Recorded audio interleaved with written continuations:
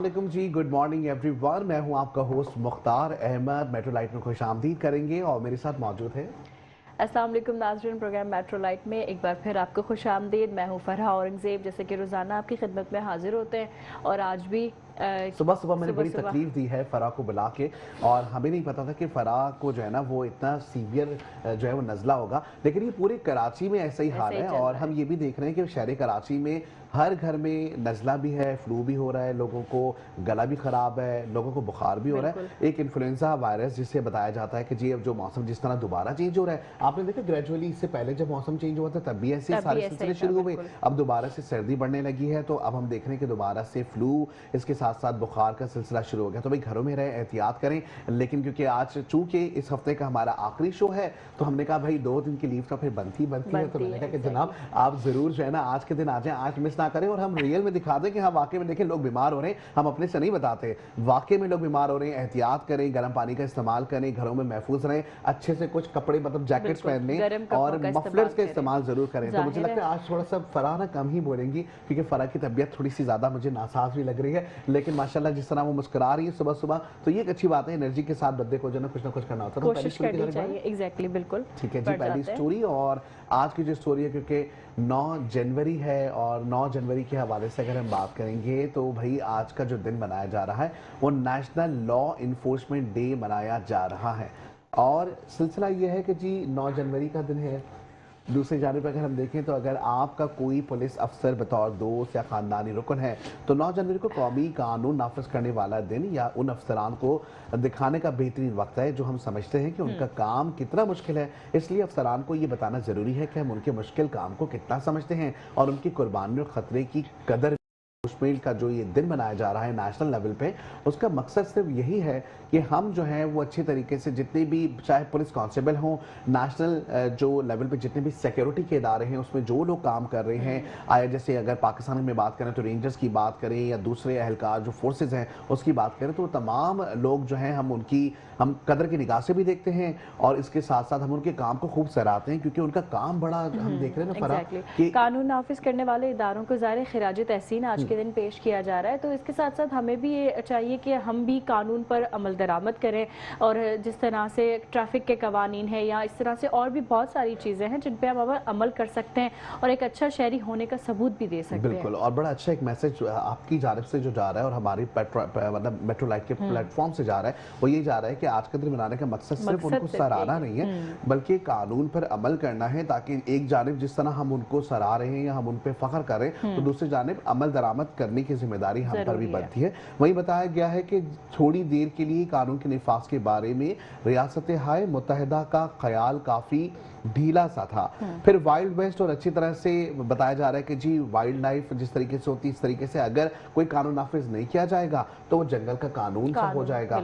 ऐसे में बताया जाता है कि ये दिन बनाने का मकसद ये है कि लोगों को हम बता सकें कि जी आप लोगों ने कानून पर अमल भी करना है और वो लोग जो कि कानून पर अमल करवाने वाले हैं उनकी कदर भी करनी है और उनके लिए उनका जो एक मकाम है उसके लिए हमें हर हालत में सोचना भी होगा और खुद से भी अमल करना होगा। एक बार जब 20वीं सदी ज्यादातर बड़े शहरों या काउंटीज की बात करें, रियासतों की बात करें, तो गिर्द एक बात घूमती हुई दिखाई दे रही थी। एक मरकजी पुलिस या शेरिफ का महकमा तैयार कर चुका था। ऐसा करने से मुल्क के बेशतर हिस्सों में आहिस्ता आहिस्ता वाइल्ड वेस्ट में कमी और एक ज़्यादा तसल्लुत ज़्यादा अमरीकी जो निज़ाम है वो नज़र आना शुरू हो गया है। बिल्कुल ऐसा ही है कि जब निज़ाम कहीं पे भी होगा सिस्टम और सिस्टम में अगर लॉ नहीं होगा तो हर शख्स अपनी मनमानी करेगा, हर शख्स कहेगा कि जी मैं जैसा चाह रहा हूँ वैसा हो जाए। उस चीज़ को कंट्रोल करने के लिए बैरियर्स लगाने के लिए कानून बनाए गए। जो आपने लफ्ज़ इस्तेमाल किया ना, जंगल का कानून, वो बिल्कुल बहुत अच्छे यही अल्फाज है कि अगर मुल्क में या कहीं भी कानून की हुक्मरानी नहीं होगी तो वो वाकई जंगल बन जाएगा। फिर लोग अपनी मर्जी करने लगेंगे, फिर वो गुनाह भी छोटा हो या बड़ा भी वो जो है ना जुर्म नहीं रहेगा। एग्जैक्टली। ऐसा ही है। कानून के निफाज और उस पर अमल करने की जरूरत है। ऐसे में दूसरी जानब जो स्टोरी हमारे पास है वो भी इसी तरह से, क्योंकि कौमी सलामती का मामला जब आ जाए तो हर चीज के ऊपर आप कॉम्प्रोमाइज आपको मतलब किसी भी चीज पर कॉम्प्रोमाइज नहीं करेंगे, चाहे वो इधर कुछ भी हो। तो ऐसे ही कौमी सलामती का मामला सामने आया है, जहां पे हम देख रहे हैं कि जो कौमी सलामती को लाहक खतरात के हवाले से जीरो टॉलरेंस पॉलिसी का बताया गया है। फील्ड मार्शल सैयद आसिम मुनीर ने वाज़ेह तौर पर ऐलान कर दिया है। Chief of defence forces field marshal Syed Asim Munir का कहना है कि कौमी सलामती को लाहक खतरात के हवाले से जीरो टॉलरेंस पॉलिसी है। खुद मुख्तारी और इलाकाई सालमियत का तहफ़्फ़ुज़ पाक फौज का अव्वलीन मिशन भी है। ISPR के मुताबिक फील्ड मार्शल सैयद आसिम मुनीर से लाहौर गैरिजन का दौरा भी किया। इस मौके पर इन्हें ऑपरेशनल तैयारियों पर ब्रीफिंग भी दी गई थी। इसके साथ साथ बताया जा रहा है ISPR के मुताबिक फील्ड मार्शल ने फॉर्मेशन के ज़रिए एहतमाम तरबियती मशकों का जायजा भी लिया है। बिल्कुल ऐसा ही है, और उनका ये भी कहना था कि मुसल्लह फ़ौज मुल्क की खुद मुख्तियारी, इलाकाई सालमियत और दाखिली इस्तेहकाम के तहफ़्फ़ुज़ के लिए भी साबित कदम रही है। और उन्होंने मज़ीद ये कहा कि फ़ौज आला मयार, नज़्म व ज़ब्त और बेलोस कौमी खिदमत को फ़रोग़ दे रही है। चीफ ऑफ डिफेंस फोर्सेस का मज़ीद कहना था कि पाक फ़ौज जदीद तकाज़ों से हम आहंग होने की भरपूर सलाहियत भी रखती है। जवानों की जिस्मानी फ़िटनेस और मोराल हमारी तरजीह है। और उन्होंने मज़ीद ये कहा कि अफसरान से एक खिताब में chief of defence Asim Munir ने कहा कि कौमी सलामती को खतरात के हवाले से जीरो टॉलरेंस पॉलिसी को अपनाना है। पाक फौज हर किस्म के चैलेंजेस से निपटने के लिए पुरअज़म है। बिल्कुल ऐसा ही है, और हम ये देख रहे हैं इसका अगर अमली नमूना देखें तो पिछले कुछ महीनों में हम ये देख भी चुके हैं कि किस तरीके से जुर्रत और बहादुरी के साथ हमारी पाक फौज सिर्फ बॉर्डर पे नहीं बल्कि अंदरूनी जो दहशतगर्दी है उससे भी नंबरदाजमा होने के लिए हर अव्वल दस्ते में आगे आगे नजर आई है। दूसरे जानिब हम देख रहे हैं कि जब इस तरीके के मामला सामने आए तो ऐसे में गुज़िश्ता रोज़ हमने जिस तरह बताया था कि जी हमारे जो जहाज़ों का बनाने की जो सलाहियत है उसमें इजाफा तो हुआ है। अब हमारे पास जहाज़ों के लिए सरमायाकारी भी ज़्यादा आ रही है, लोग ज़्यादा से ज़्यादा जो है वो हमारे पास से जहाज़ खरीदना भी चाह रहे हैं। ऐसे ही दूसरी जानिब हम देखते हैं कि जी ताल्लुकात जो दूसरे ममालिक के साथ है वो बहुत अच्छे होते हुए दिखाई दे रहे हैं। नेक्स्ट स्टोरी हमारी यही है कि एयर चीफ मार्शल की सऊदी फ़िज़ा के कमांडर से अहम मुलाकात हुई है। वहीं दो तरफा ताल्लुकात और इलाकाई सूरत हाल पर भी तबादला ख्याल किया गया है। दूसरी जानिब बताते हैं सरबराह पाक फ़िज़ाया air chief marshal Zaheer Ahmed Babar Sidhu ने दौरा सऊदी अरब के दौरान रॉयल सऊदी फ़िज़ाया के कमांडर लेफ्टिनेंट जनरल तुर्की बिन बंदर बिन अब्दुल अजीज से भी मुलाकात की है। जबकि ISPR के मुताबिक एयर चीफ मार्शल ने सऊदी अरब के chief of general staff general Fayaz bin Hamidul Ruwaili से भी मुलाकात की है। सरबराह पाक फ़िज़ाया को रॉयल सऊदी फ़िज़ाया के दस्ते ने गार्ड ऑफ ऑनर भी पेश किया। मुलाकातों में दो तरफा दिफाई ताउन और इलाकाई सलामती की सूरत हाल पर तबादला ख्याल भी किया गया। बिल्कुल ऐसा ही है। उसके बाद ISPR के मुताबिक फ़रीक़ैन ने मौजूदा सतह के ताउन पर इत्मीनान का इजहार किया है। मुश्तरका तरबियत, ऑपरेशनल ताउन, पेशेवराना महारतों के तबादले और रवाबित को फ़रोग़ देने पर भी इत्तफ़ाक़ किया गया है। मुलाकात में पाकिस्तान सऊदी अरब दिफाई मुआहिदा, बाहिमी एतमाद और देरीना बरादराना ताल्लुकात की अलामत भी करार पाए गए हैं। ISPR के मुताबिक एयर चीफ ने दोनों ममालिक के दरमियान तारीखी और बरादराना ताल्लुकात को उजागर भी किया। एयर चीफ ने कसीर कौमी मशकों के जरिए फौजी सतह पर ताउन मजीद मुस्तहकम करने के अज़म का इयादा भी किया। बिल्कुल ऐसा ही है, और जिस तरीके से हम देख रहे हैं फराह कि एक जानिब जंगों का मैदान बना हुआ हम देख रहे थे कि दो मुल्कों नहीं बल्कि 3 से 4 मुल्कों की जंग रुकवाई। एक जानिब अमेरिका के सदर ने, फिर दूसरी जानिब हमने देखा कि पाकिस्तान के साथ बेहतर ताल्लुकात होते दिखाई दिए गए। वहीं तीसरी जानिब हम देख रहे हैं कि जी वीज़ा पॉलिसी जो अमेरिका की उसके अंदर भी कुछ ना कुछ रद्दोबदल अब सामने आ रहा है। ये रद्दोबदल कैसा है इसके ऊपर भी हम बात करेंगे। हमने देखा कि अमेरिका वीज़ा पॉलिसी में तब्दीली हो गई है, जहां मजीद 25 ममालिक के शहरियों के लिए $15,000 तक बॉन्ड जमा कराना लाजमी करार दिया गया है। क्या पाकिस्तान भी इसमें शामिल है? पाकिस्तान के हवाले से भी आपको बताएंगे कि यहाँ पे अमेरिका ने वीज़ा बॉन्ड प्रोग्राम में बड़े पैमाने पर तोसी करते हुए मजीद 25 ममालिक को बॉन्ड अदायगी का पाबंद कर दिया। पेरिस में शामिल नए ममालिक में अलजायर, जबकि इसके साथ साथ Bangladesh, Cuba, Nepal, Nigeria, Venezuela और समेत कई अफ्रीकी, एशियाई और लातीनी अमेरिकी ममालिक भी शामिल हैं। जबकि बताया जा रहा है कि इन ममालिक के शहरियों को B1, B2 वीज़ा के लिए दरख्वास्त देते वक्त $5,000 से $15,000 तक बॉन्ड की अदायगी करनी होगी। लेकिन इसका ये मतलब नहीं कि आपने बॉन्ड्स की अदायगी की तो वीजा जो है वो लाजमन मिल जाएगा।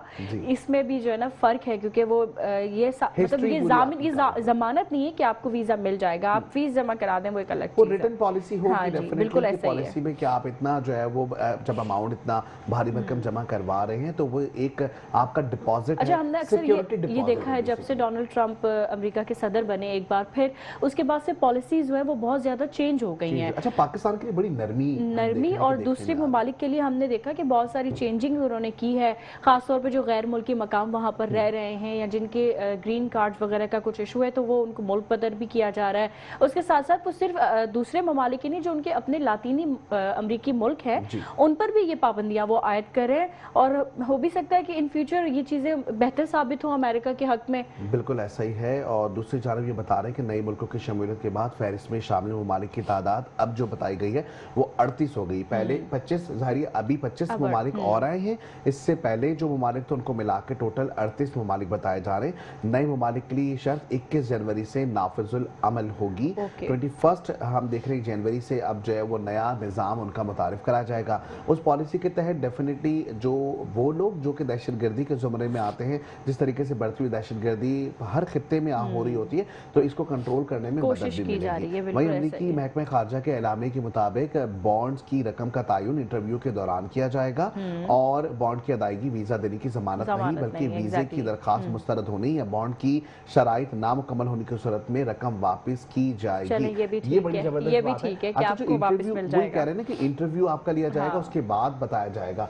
ये अच्छी चीज है, क्योंकि हो सकता है कि जी किसी की आमदनी जो है वो शायद थोड़ी सी कम हो, और लेकिन उसके अंदर जो एबिलिटी है या उसकी जो समझने की परफॉर्मेंस है या उसका जो बैकग्राउंड है वो इतना ज्यादा स्ट्रांग हो तो शायद वो उस वजह से नरमी भी कर सके। और कभी कभी ऐसा भी होता है कि जी फ्लॉज ऐसे होते हैं कि जी आपकी पर्सनालिटी, आपका काम या आपकी लगन इतनी नहीं होती, लेकिन उसके बावजूद हम ये देख रहे होते हैं कि जी आप जो है वो खास करके बड़े मालदार होते हैं, तो वो कहते हैं ठीक है फिर आप पैसे दे दें, हम आपका काम करवा देते हैं, लेकिन वो जो अमाउंट होगी वो एक डिपॉजिट के तौर पर होगी। वहीं B1 B2 वीजा की जो बात आ रही है ये भी कैटेगरीज बताई गई। इसमें और भी कैटेगरीज हैं, C क्लास कैटेगरी भी होती है, फिर एक लेबर कैटेगरी भी होती है, तो मुख्तलिफ कैटेगरीज हैं जिसके ऊपर वीजे का इजरा किया जा रहा होता है। और मेरे ख्याल से अब यहाँ पर वक्त हुआ एक ब्रेक का, हम ब्रेक पे जाते हैं, ब्रेक से वापस आते हैं। हमारे साथ जुड़े रहें, देखते रहें हमारा प्रोग्राम, इसका नाम है मेट्रो लाइट। जी welcome back to the show. और जैसे कि प्रोग्राम में गुफ्तगू का सिलसिला जारी है और अभी कुछ देर पहले भी हम यही बात कर रहे थे, एक जानिब बॉन्ड्स की हम बात कर रहे थे कि जहाँ पे डॉलर्स की बात हो रही थी, वहीं दूसरी जानिब हम देख रहे हैं कि इतने डॉलर्स कैसे हम कमाएंगे, क्योंकि कमाने वाले तबके के ऊपर जो टैक्स है ना वो इतना ज़्यादा लगा दिया गया है। हम सेविंग्स कहाँ से करेंगे, इतना टैक्स कैसे अदा करेंगे? फरा सेविंग करनी है या सेविंग अब ये टैक्स जो हम जिस मद में दे रहे हैं या हमें कुछ प्रॉफिट मिल रहा है या हमें इसका जिस हिसाब से महंगाई बढ़ी और जिस हिसाब से हम सैलरीड पर्सन जो हैं उनके ऊपर जितना टैक्स का क्या कहते हैं वजन आ गया एक तरह से जो बोझ है, तो उसमें सेविंग करना बहुत मुश्किल होता है। सही बात है। और अब बता रहे हैं भाई जुलाई से दिसंबर 2025 के हवाले से जहां तनख्वाहदार तबके ने कितना इनकम टैक्स दिया है इसके हवाले से बताया जा रहा है कि इनकम टैक्स की अदायगियों की जो तफसीलात है वो मंजर आम पर आई हैं। तनख्वाहदार ने 266 अरब रुपए इनकम टैक्स अदा किया है। उन्होंने मजमूई इनकम टैक्स का तकरीबन 10% अदा कर दिया है, ये बताया जा रहा है। दूसरी जानिब बताया जा रहा है कि तनख्वाहदार का जो अदा किया गया टैक्स है रियल इस्टेट सेक्टर से जो टैक्स की अदायगी है वो दुगनी बताई जा रही है। मतलब तनख्वाहदार तबका टैक्स ज़्यादा दे रहा है, जो लोग यहाँ बिजनेस कर रहे हैं, रियल इस्टेट सेक्टर है, वो उससे आधा भी नहीं दे रहा है। तो भाई ये तो बड़ी हम कहेंगे कि ज्यादती वाली बात है ना कि एक सैलरी पर्सन से इतना टैक्स क्यों, हमें क्या वो सारी फैसिलिटीज दी जाती हैं जो हम बिजली की बिल या यूटिलिटी बिल्स पे कर रहे होते हैं, तो क्या हमारा वो टैक्स माफ कर दिया जाता है अगर हम सैलरी पर्सन हैं? इसी तरीके से बताया जा रहा है कि तनख्वाहदार तबका अपनी मजमूई आमदन का तकरीबन 38% टैक्स की सूरत में देता है। तनख्वाहदार तबके पर इलाकाई जो ममालिक के मुकाबले में टैक्स का बोझ सबसे ज़्यादा बताया गया है। ये भी बताया जा रहा है कि नॉन कॉरपोरेट मुलाजमीन ने सबसे ज़्यादा 117 अरब रुपए इनकम टैक्स अदा किया है। ये इनकम टैक्स गुज़िश्ता साल के मुकाबले में 14% ज़्यादा है। कॉरपोरेट सेक्टर के मुलाजमीन ने 82 अरब रुपए इनकम टैक्स दिया है, जो सालाना बुनियाद पर 13% ज़्यादा है। सूबाई हुकूमतों के मुलाजमीन ने 39 अरब रुपए इनकम टैक्स दिया, जो पिछले साल के मुकाबले में 7% कम है। जी बिल्कुल ऐसा ही है। उसके अलावा ज़राए के का कहना है कि वफाकी हुकूमत ने मुलाजमीन ने 27 अरब रुपए का इनकम टैक्स की मद में जमा करवाया है। प्लाटों की फरोख्त पर विद होल्डिंग टैक्स 2/3 इजाफे से 87 अरब रुपए तक पहुंच गया है, जबकि FPR ने कहा कि प्लाटों की खरीदारी पर विद होल्डिंग टैक्स की वसूली में 29% कमियां हुई और ये 39 अरब रुपए ही रही, जो जुलाई तक दिसंबर रियल एस्टेट सेक्टर से 126 अरब रुपए विद होल्डिंग टैक्स की मद में वसूल किए गए। ये गुज़िश्ता साल के मुकाबले में 17% ज्यादा है। बिल्कुल ऐसा ही है। और एक तो हम देख रहे हैं वैसी महंगाई में दबे हुए हैं अवाम, ऐसे में जो सैलरी पर्सन हैं अगर उनकी बात करें तो वो सबसे ज़्यादा 38% टैक्स अदा कर रहे हैं। लेकिन दूसरी जानिब देखें तो हुकूमत को फैसिलिटीज़ देनी चाहिए, लेकिन वहीं हम देख रहे हैं कि जी एक और जो स्टोरी है जिसमें हम देख रहे हैं कि जी नेपरा जो है उसने दोबारा से कर्म शुरू कर दिया है। जनवरी में फ़ी यूनिट बिजली की कीमत में 1 रुपये 79 पैसे बढ़ा दिए गए हैं। अभी क्यों किया गया है आवाम जो है वो सब जान रही होती है। और फरा जिस तरीके से देख रहे हैं सर्दियों में यूनिट्स कम इस्तेमाल होते हैं, पंखा नहीं चलता है, AC आप नहीं चलाते हैं, कम से कम बिजली का इस्तेमाल हो रहा होता है क्योंकि मौसम ऐसा है। तो वैसे में जब पैसे आप बढ़ा देंगे तो फिर डेफिनेटली आप अपना प्रोडक्शन यूनिट्स का जो प्राइस है वो पूरा महीना जो आपका अपना होता है वो आप चाहते हैं कि जी हमारा फिक्स रहे। लेकिन दूसरी जानिब अगर हम देखें गर्मियों की बात करें तो गर्मियों में अगर देखें तो ज़्यादा बिजली इस्तेमाल होती है, तो उस वक्त वो हल्की सी कमी कर देते हैं। यहाँ पर देखें मुल्क वैसे भी महंगाई की अगर हम बात करें तो महंगाई तो ऑब्वियसली है, बहुत सी चीज़ें हैं। पेट्रोल अगर महंगा हो रहा है तो बाकी चीज़ों पे भी पैसे बढ़ जाते हैं। बिजली ज़ाहिर ज़रूरी है इस्तेमाल, इसके बगैर तो हमारा गुजारा भी नहीं है। तो जहाँ कम करने की बात आ जाती है वहाँ पैसों में कम कर रहे होते हैं 10 पैसे 20 पैसे, और जहाँ बढ़ाने की बात आ जाती है तो वहाँ 1 रुपये 79 पैसे 2 रुपये 56 पैसे। तो ये ज्यादती है एक तरह से अवाम के साथ, है अवाम के साथ। अवाम जो है ना वो सब जानती है और अवाम को ये बताया जा रहा होता है कि जी हम आपके लिए बड़े अच्छे अच्छे काम करें, आप कर रहे हैं अच्छे काम, इसमें कोई दो राय नहीं है। और अगर जाहिर है कि हमारा ही टैक्स है, हमारी ही चीजें, हमारा ही मुल्क है, उसके लिए आप काम कर रहे हैं। लेकिन किसी एक बुनियादी तौर पे सिर्फ एक ही इलाके में अब आप चले जाएं, अगर कराची से हट के अगर दूसरे शहर में जाएंगे आप तो आपको वहाँ बिजली के नर्क अलग रहे। आप लाहौर चले जाएं, आप इस्लामाबाद चले जाएं, वहाँ पे नर्क मुख्तलिफ है। लेकिन कराची अच्छा कुछ दिनों पहले हमने सुना था कि गैस की कीमतों में जो है वो 6 माह के लिए वो इजाफा रोक दिया गया है। एक चीज पे आपने अगर कीमतों पे फुल स्टॉप लगा दिया तो दूसरी जानिब आप दूसरी चीजों पे कीमतों पे इजाफा किए जा रहे हैं, तो ये गलत है ना, ये तो गलत है एग्जैक्टली। और सबको समझ आ रहा है। अब अच्छा अच्छी चीज है कि कैलकुलेशन ना हर आवाम अब कर लेता है, खुद कर लेता है। पहले जो है कैलकुलेशन नहीं की जाती, पहले नहीं हो पाती, अब कैलकुलेशन आराम से हो जाती है। बताया जा रहा है कि national electric power regulatory authority NEPRA ने मुल्क भर में बिजली महंगी करते हुए 1 जनवरी से फी यूनिट बिजली की कीमत में 1 रुपये 79 पैसे बढ़ा दिए हैं। नेपरा ने फैसला विफाकी हुकूमत को भिजवा दिया है। इतलाक विफाकी हुकूमत से मंजूरी के बाद होगा।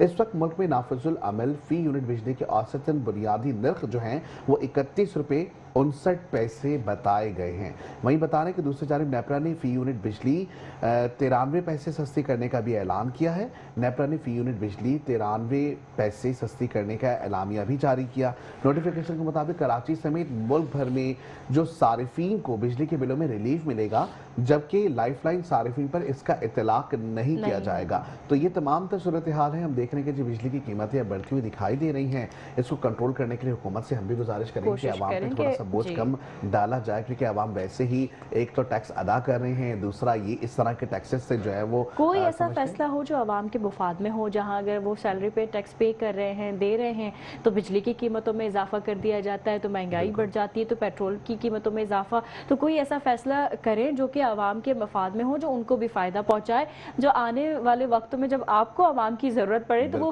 बिला झिझक आपके काम आ सके। अच्छा जी, दूसरी जानिब अब तहकीकात सामने आ गई हैं और अब हम जो है वो एक और स्टोरी की जानिब बढ़ेंगे। स्टोरी साइंसदानों के हवाले से, क्या साइंसदान कह रहे हैं? बिल्कुल, साइंसदानों ने खतरे की घंटी बजा दी है। उन्होंने बता दिया है कि होशियारी पकड़ लो वरना बहुत बुरा असर होने वाला है। उनका ये कहना है कि साइंसदानों ने ग्रीनलैंड की बर्फ तेजी से पिघलने पर दुनिया भर के साहिली इलाकों को खबरदार कर दिया। उनका कहना है कि ग्रीनलैंड की बर्फ की चादरें जो है वो तेजी से पिघलने लगी हैं। दुनिया भर के साहिली इलाकों को खबरदार किया जा रहा है। एक नई तहकीक के मुताबिक ग्रीनलैंड की बर्फ के जो तय है ना वो माजी में जिस तरह से मुकम्मल तौर पर पिघल चुके हैं और ये अमल दोबारा भी हो सकता है, क्योंकि क़ुरे अर्ज़ की गर्म होने का सिलसिला जारी है। तहकीक में ये बताया गया कि ग्रीनलैंड आइस शीट पर एक ऊंचे मकाम पर खुदाई की गई है, जहां से कुछ नमूने हासिल किए गए हैं और उसके बाद मालूम हुआ कि बर्फ पिछले 10,000 सालों में गायब हो गई है। इसका ये मतलब है कि ग्लोबल वार्मिंग में मुआवन इंसानी सरगर्मियों के अलावा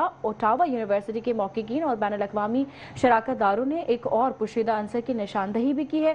साइंसदानों ने बताया कि ग्रीनलैंड के नीचे गहरी नामवर गर्मी है जो कि बर्फ को तेजी से नुकसान पहुंचा रही है। बिल्कुल ऐसा ही है, और ये नुकसान जो है वो फिर अब पूरी दुनिया के लिए जो है ना सबको मुतनब्बे कर रहा है कि जी अब मोहतात रहें। और इसी तरीके से साइंसदानों ने ये भी बताया कि ग्रीनलैंड के नीचे जो गहरी नाहमवार गर्मी है जो बर्फ को तेजी से नुकसान तो पहुंचा रही है, वहीं सैटेलाइट डेटा, इसी तरीके से सैमसंग रीडिंग और कशिश शकल की पेमाइश और कंप्यूटर सिलेक्शन से भी बनाए गए जदीद तरीन जो 3D जो होते हैं फॉर्मेट्स के बनाए जा रहे होते हैं, उसके अगर दर्जा हरारत देखें तो उसके मॉडल्स को इस्तेमाल करते हुए साइंसदानों ने दरियाफ्त किया कि बर्फ के नीचे की बुनियाद कुछ जगहों पर दूसरों के मुकाबले में कहीं ज्यादा गर्म हो गई। मतलब हम ठंडी बर्फ कहते हैं तो अब हम उसको गर्म बर्फ ऐसे ही कह सकते हैं, ऐसा ही है ना। तो अब ये जो मामला सामने आ रहे हैं इसमें हम देखते हैं कि जी वैसे इन्वायरमेंटल चेंजेस आ रहे हैं और रेगुलर बेसिस पे हम देखते हैं कि जी इन्वायरमेंट से लोग अफेक्ट होते हुए दिखाई भी दे रहे हैं। ऐसे में अगर इसी तरीके से साहिली इलाकों में जो लोग रहते हैं तो हम उनसे भी ये रिक्वेस्ट करेंगे कि जी ज्यादा जो है वो समझते हैं आग लगाने वाले जो एलिमेंट्स होते हैं या हम फ्लेमिंग वाले जो काम होते हैं उससे परहेज करें ताकि ये जो खत्ता है उसमें जो एक सर्दी का सिलसिला है वो उसी तरीके से बरकरार है, वरना ये पानी जो है या जो बर्फ है वो आबी सूरत अख्तियार कर लेगा। आने वाले वक्तों में अगर और गर्मी हुई तो आबी बुखारात बन के उड़ जाएगा तो फिर वो पानी भी हमारे पास नहीं रहेगा। यहाँ पर हम ब्रेक पे जाएंगे, यहाँ पर ब्रेक से फिर वापस आते हैं, हमारे साथ जुड़े रहें, देखते रहें हमारा प्रोग्राम जिसका नाम है metro light. Welcome back to the show. और जैसे कि प्रोग्राम में गुफ्तगू का सिलसिला जारी है और अब ये वाला चंग बड़ा मजेदार होता है क्योंकि इसमें हम एंटरटेनमेंट की तो बातें करते हैं, इंफोटेनमेंट की भी बात कर रहे होते हैं। और अभी थोड़ी देर पहले मैं फरा से ही पूछ रहा था कि लोगों को लिजर्ड से जो है ना डर लगता है, लोगों को जो है ना वो स्ट्रॉ डॉग से डर लगता है, हाथी से डर लगता है आपको? हाथी से डरना तो चाहिए लेकिन वो बज़ाहिर देखने में ना बहुत मासूम सा लगता है कि इसके बिल्कुल मासूम सा लग रहा होता है और फिर जब वो खेलने का शौकीन हो तो फिर आसपास के भी लोग जो है वो एंजॉय करने लग जाते हैं। ऐसे ही कुछ हुआ है। इंडिया की एक रियासत है जहाँ पर फुटबॉल खेलने का शौकीन हाथी ग्राउंड में घुस आया और फुटबॉल खेलने के शौकीन हाथी की ग्राउंड में घुसकर वीडियो जो खेलने की जो वीडियो है वो वायरल हो गई है। भारतीय रियासत उड़ीसा के इलाके किउंझर से एक दिलचस्प वीडियो देखने में आई जहाँ एक जंगली हाथी फुटबॉल खेल रहा है। वीडियो में देखा जा सकता है कि ग्राउंड में नौजवान फुटबॉल खेल रहे थे कि अचानक जंगल से हाथी निकल कर आया और फुटबॉल खेलने लगा। वीडियो में देखा जा सकता है कि नौजवान हाथी से दूर खड़े हैं और हाथी अपनी टांगों से फुटबॉल को किक कर रहा है। क्या बात है भाई, इसका मतलब या तो उसको प्रॉपर ट्रेनिंग दी गई होगी या वो जो हाथी है वो जंगली हाथी नहीं होगा, वो हाथी होगा जिसे ट्रेन किया गया होगा। हमने देखा है कि बेशतर ममालिक में मलेशिया और इसके साथ साथ दीगर थाईलैंड की अगर हम बात करें या दूसरे ममालिक की बात करें तो वहाँ पे ये जो खास करके इनकी सवारियां और श्रीलंका में भी हम देखते हैं कि इनके ऊपर बैठ के जो है ना पूरे जंगल की सैर की जा रही होती है और बाकायदा तौर पे जो है ना इनके साथ लोग खेलते कूदते हुए दिखाई दे रहे होते हैं। और ये बड़े कहते हैं ना कि दोस्ताना माहौल में, वो हाथी मेरा साथी हम लोग बड़ा सुनते थे पहले, तो वो यही होता है कि जी जिनके साथ इनकी मुनासबत बड़ी जबरदस्ती बन जाए ना तो ये उनके साथ बड़े अच्छे उसको मतलब ये पता है कि ये बॉल है और इसको मुझे किक करना है और ये मतलब एक तरह का खेल है तो वो भी एंजॉय कर रहा है अपने आसपास के लोगों के साथ कि फुटबॉल का गेम चल रहा है तो चलो मैं भी एक गोल कर लेता हूँ। बिल्कुल ऐसा ही। और ये जो सिलसिला है ना मतलब इसमें हम देखते हैं कि जी इंसान तो इंसान है कि जानवर की जो अकल है ना अगर उसको सही तरीके से उसको यूटिलाइज किया जाए कामों में तो वो बहुत अच्छे तरीके से वो अपनी अकल को इस्तेमाल करते हुए दिखाई देता है। दूसरी जानब 2026 के हवाले से नए ईयर की बात करेंगे। न्यू ईयर के ऊपर विश करने का सबका अलग अलग अंदाज होता है। अब आपका विश करने का अंदाज है कि हम तो एक फोन लेते हैं, उस फोन में एक मैसेज करते हैं, सबको मैसेज सेंड टू ऑल कर देते हैं तो सबके पास चले जाता है। या इसके अलावा रात में जो है वो आपने अनार जला लिए या तो आपने जो है अपनी फैमिली के साथ कहीं डिनर कर लिया, इस तरह लोग। लेकिन देखिए हर मुल्क का ना अपना अपना एक अलग वो है रस्मात जिसे हम कहते हैं, अलग अलग रस्में वो अदा करते हैं। तो कराची में तो फिर फायरिंग ही होती है, अभी भी हमने देखा कि पाकिस्तान की रस्म फायरिंग है। नए साल को जो है ना खुशामदीद कहने पे वो फायरिंग करते हैं, उसके बाद इतने सारे जानी नुकसान हो जाते हैं तो बड़ा अफसोसनाक है। लेकिन वही हम देख रहे हैं कि कुछ ऐसे ममालिक बड़ी इंटरेस्टिंग तरीके से वो लोग सेलिब्रेट करते हैं। तो पहला जो है ना वो है गोल फूल। अब ये गोल फूल क्या है इसके बारे में आप बताएंगे? बिल्कुल मैं बता देती हूँ अपने नाजरीन को। ऐसा है कि जनूबी मशरकी एशियाई मुल्क फिलिपाइन के साल नौ के मौके पर अपने मेहमानों को 12 किस्म के गोल स्पेरिकल फल पेश किए जाते हैं। मकामी अफराद इसे खुशहाली का बाइस समझते हैं क्योंकि ये सिक्कों की तरह गोल होते हैं। 12 में से हर फल साल की एक माह की नुमाइंदगी करता है। इन फलों को रात गए मेज के वस्त में रखकर पेश किया जाता है। क्या बात है। अच्छा मैंने फूल बोल दिया था और मुझे ऐसा लगा कि शायद कोई फूल होंगे 12 किस्म के, लेकिन ये फल हैं, मतलब फ्रूट्स हैं। और आपने जिस तरह बताया कि 12 किस्म के अलग अलग फ्रूट्स, हर महीने का एक फ्रूट है। क्या बात है, मतलब ये है कि इससे ग़िज़ायत भी रहेगी और सारा साल के लिए एक मैसेज है सबके पास कि भाई आपने जो है ना ये वाला फल इस्तेमाल करना है ताकि आप जो है वो सेहतमंद रहें। और विटामिन और मिनरल से भरपूर सारी फ्रूट्स होते हैं, तो इससे आपको फ़ायदा भी हो, मतलब सारा साल आप जवान रहें, सारा साल आप जो है वो सेहतमंद रहें। तो ये इस चीज़ का पैगाम दिया जा रहा है। दूसरी जानिब हम देख रहे हैं कि वो कहते हैं कि जी दूसरी जानिब एक और चीज़ बताई जा रही है कि बाहर घंटियों का बजना, मतलब घंटियों का बजना, जो 12 घंटियां हैं वो एक साथ बजाई जाएंगी। ये बात समझ नहीं आ रही कि 12 घंटियां या 2 बार घंटियां बजाई जाएंगी। ये एक मामला सामने आ रहा है जहां पे बताया जा रहा है कि जी एक और एशियाई मुल्क जापान में भी साल नौ के मौके पर रिवायती तरीका अपनाया जाता है। 31 दिसंबर के आखिरी लम्हात में पूरे जापान में 108 बार मंदिर की घंटियां बजाई जाती हैं। इस अमल का ताल्लुक बुद्ध मत से है और ये 108 दुनियावी ख्वाहिशात की सफाई के नजरिए को जाहिर करता है। वाह भाई वाह। अच्छा जी, 108 बार ये घंटियां बजाई जा रही हैं और ये मंदिर में बजाई जाती हैं। वो कहते हैं ना, बड़ा एक मशहूर सा डायलॉग है यार कि मंदिर का घंटा है जो बजता चला जाए। तो जनाब ऐसा भी होता है। 100 हम देख रहे हैं कि जी जनाब खास करके जो है वो 102 बार या 108 बार जो है बजाया जा रहा है। अब इसके पीछे जो मिथ है वो भी वो बता रहे हैं कि जो ख्वाहिशात हैं या वो जो कि दुनियावी जो आपकी ख्वाहिशात हैं उनकी सफाई के लिए जो ये नज़रिया वहाँ के लोगों ने मतलब रखा है। और उसके अलावा तीसरा जो हमारे पास है ना वो भी बहुत अच्छा है कि तवे और बर्तन बजाए जाते हैं। नए साल की खुशी में, साल के मौके पर दुनिया के अक्सर ममालिक में लोग तवे और बर्तन घरों से बाहर निकल आते हैं और वो उनको उल्टा, तवे का जो उल्टा साइड है ना उसको बजाना शुरू कर देते हैं। और ऐसा ही आयरलैंड में भी होता है जब वहाँ पर खुद को शैतानी ख्यालात और मनफी जज्बात से दूर करने के लिए वो इस तरह से नए साल का आगाज़ करते हैं मुस्बत और खुशहाली लाने के लिए कि तवे को आप पैन या सॉस पैन या जो भी उसको उल्टा बजाना शुरू कर देते हैं। तो ऐसा कभी सुना आपने उल्टा बजाते हो?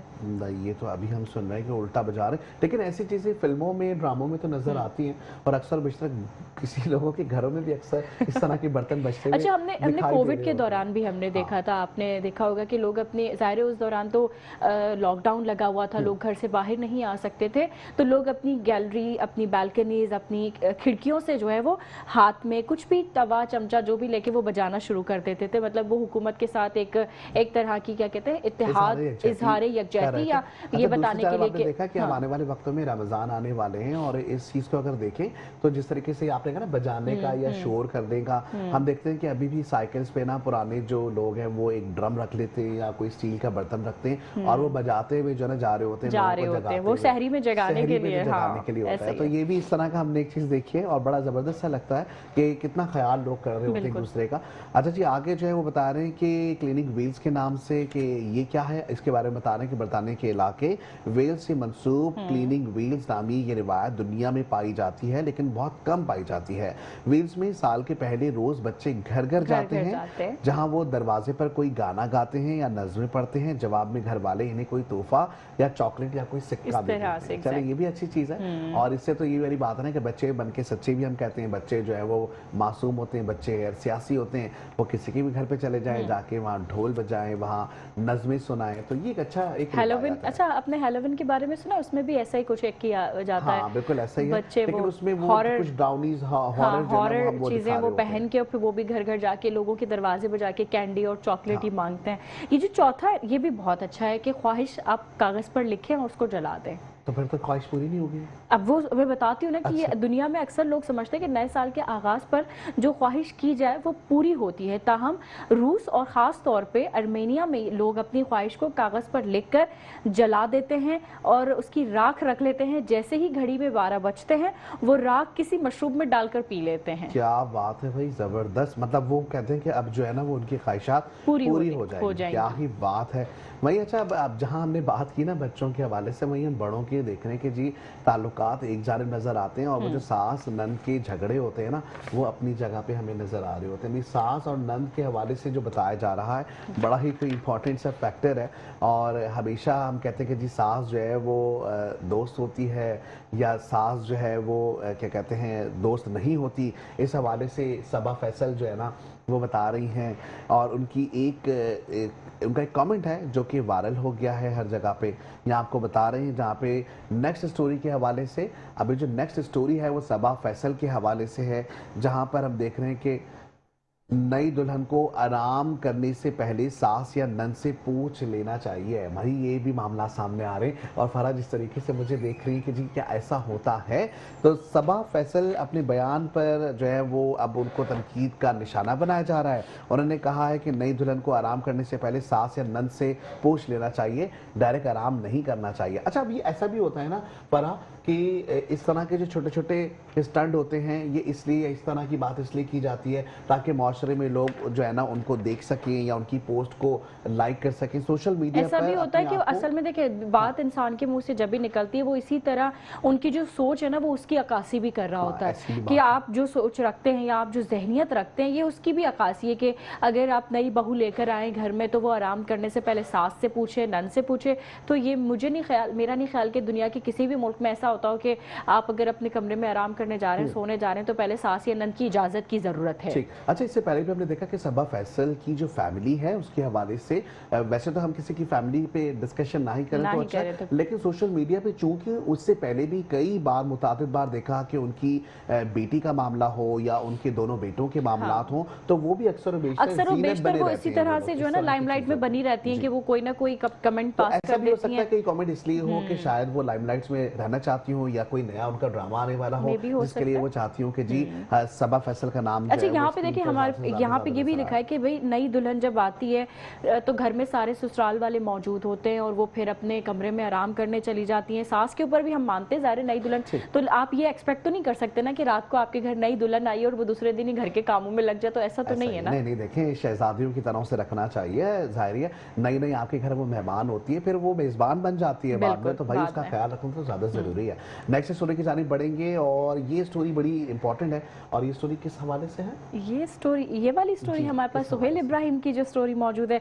अच्छा, वो बता रहे हैं कि सुल्तान राही को मदाहों से बिछड़े आज जो है वो 9 जनवरी 2026 को 30 साल मुकम्मल हो गए हैं। और सुल्तान राही किसी तारुफ के मोहताज नहीं है, लेकिन अब वो इस दुनिया में नहीं है। उनके जो देखने वाले हैं, उनके जो चाहने वाले हैं, हम उनको ये बता रहे हैं कि आज उनकी 30वीं बरसी मनाई जाएगी। और इसके हवाले से हमारे पास पैकेज सुल्तान राही के हवाले से ना एक और चीज बड़ी कही जाती थी कि ये बड़ी मूंछों को ना वो अपनी मरोड़ते उनकी थे। एक अलग ही अलग ही चार्म उनका हमने देखा है स्क्रीन पर। स्क्रीन पे ना, मतलब टीवी स्क्रीन पे वो जिस भी मूवी में आए तो उनके किरदार ना एक सा नजर आया। अगर वो जैसे एक हावी होता हुआ बड़ा सा बंदा का नजर आ रहा है तो वो वही होगा। टार्जन का अगर किरदार होगा, स्पेशली मौला जट मूवी जो थी ना इनकी, वो बहुत ज्यादा हिट हुई थी। और जाहिर है फिर उसके बाद उन्होंने काफी किरदार किए जिसमें वो कॉमेडी खास तौर पे। मौला जट का आपने नाम लिया तो मुझे तो माहिरा खान याद आ जाती, लेकिन सुल्तान राही के हवाले से हम बात कर रहे हैं। और सुल्तान राही के हवाले से एक स्पेशल रिपोर्ट है जो कि सुहेल इब्राहिम ने पेश की। यकीनी तौर पे आप लोग भी इंजॉय करेंगे इस रिपोर्ट को। और सुल्तान राही जो कि अब इस दुनिया में नहीं रहे हैं, आज उनका यौम वफात मनाया जा रहा है। बिल्कुल, हम सब जो है वो उनके लिए दुआगो भी हैं। और इसके साथ साथ अब आप मुलाहिजा फरमाइए रिपोर्ट। सन 1938 में रावलपिंडी से एक ऐसी शादा आफाक शख्सियत ने जन्म लिया जिसने फिल्म इंडस्ट्री की दुनिया में इनकलाब बर्पा कर दिया। फन का सुल्तान, सुल्तान राही, इस नाम को कौन नहीं जानता। सन 1956 में फिल्म बागी से एक एक्स्ट्रा रोल से अपनी फनी जिंदगी का आगाज किया और 1972 में फिल्म बशीरा से फिल्म इंडस्ट्री ने एक नई तारीख रकम की। फिल्म इंडस्ट्री को सुल्तान राही की शक्ल में एक ऐसा अदाकार मिल गया जो कि हर किरदार को बासानी निभा लेता था।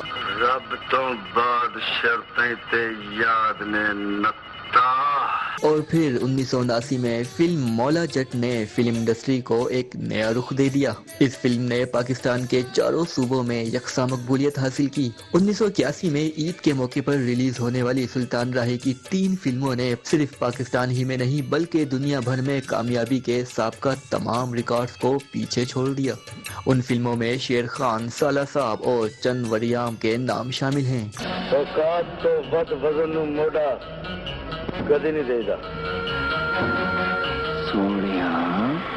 सुल्तान राही ने पूरी दुनिया में सबसे ज्यादा 800 फिल्मों का वर्ल्ड रिकॉर्ड बनाकर अपना नाम गिनीज बुक में शामिल करवा लिया। सुल्तान राही की पंजाबी फिल्मों की तादाद 700 और उर्दू फिल्मों की तादाद 103 थी। उनमें से 107 फिल्मों के अवार्ड्स भी हासिल किए। और आखिरकार 9 जनवरी 1996 में फनी और दुनियावी जिंदगी का इख्तिताम एक हादसे की सूरत में हुआ। रावलपिंडी से आते हुए गुजरावाला जीटी रोड पर डकैती की एक वारदात में जाँ बहक हो गए। सुल्तान राही जो एक खुशबू बन के फिल्म इंडस्ट्री में आए और हमेशा के लिए फिल्म बीनों से जुदा हो गए। तो जिन्हें तले तोड़ने मैं उन्हें गोलियां तनु मारूंगा। सुल्तान राही एक ऐसे एक्टर थे जिन्होंने न सिर्फ पाकिस्तान में बल्कि पूरी दुनिया में अपने फन का लोहा मनवाया। आज भी उनके चाहने वालों की बड़ी तादाद मौजूद है। बकौल शायर सूरज हूँ जिंदगी की रमक छोड़ जाऊंगा, मैं डूब भी गया तो शफक छोड़ जाऊंगा। Sohail Ibrahim, metro one news, Karachi. क्या बात है भाई, सुहेल इब्राहिम के जो रिपोर्टर वो जो अब छा गई है दिल पे ठा करके, ये वाला डायलॉग ज्यादा बनता भी था। और एक वो डायलॉग सुना था आपने, नवा आया है सोनिया, सोनिया नवा आया है सोनिया। जी बिल्कुल ऐसा ही है। अब प्रोग्राम का वक्त क्योंकि इख्तिताम के जाने बढ़ रहा है, बल्कि बढ़ क्या रहा है, बल्कि अब हमारे प्रोड्यूसर से कह रहे हैं बस खत्म भाई, हो बहुत सारी चुका है। स्टोरीज जो है वो हो चुकी हैं। इंशाल्लाह आप लोगों से नेक्स्ट वीक पे फिर मुलाकात होगी। अपना बहुत ज्यादा ख्याल रखिएगा, लेकिन आपके फीडबैक का हमें इंतजार रहेगा। अल्लाह हाफिज। बिल्कुल ऐसा ही, अल्लाह हाफिज नाज़रीन। अस्सलाम वालेकुम।